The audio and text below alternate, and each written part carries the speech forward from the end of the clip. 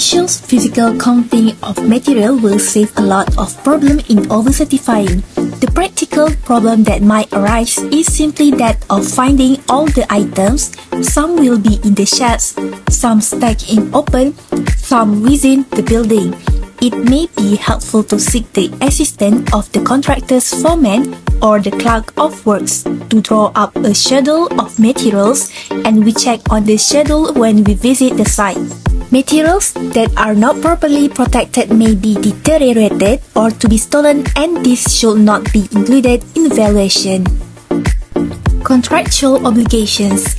According to Clause 28.4 PWD Form 203A, the amount stated as due in an interim certificate shall, subject to any agreement between the parties as to payment by stages, be the estimate total value of the work properly executed and up to 90% of the value of the unfixed material and goods delivered to or adjacent to the site, intended for incorporation into the permanent works up to and including the date the valuation was made, less any payment including advance payment previously made paid under this contract, provided that such certificate shall only include the value of the said unfixed materials and goods as and from such time as they are reasonably and properly and not prematurely delivered to or adjacent to the site and adequately protected against weather,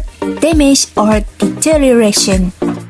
Here are the examples for calculation material on site. Item number 2 and number 3 mild steel bars and formwork does not include in the total amount as the percentage of work done for frame and upper floor is 100% complete. So, it will be assumed that the material is no longer used. For other items, we must calculate to obtain the amount quantity times with rate. For example, 50 bags of cement times 15 ringgit Malaysia equal to 750 ringgit Malaysia. After obtain all the amount for every materials, the values will be total up to get the subtotal. Then, the subtotal will be minus with 10% of subtotal as stated in clause that need to pay 90% of material on site value to get the total of material on site.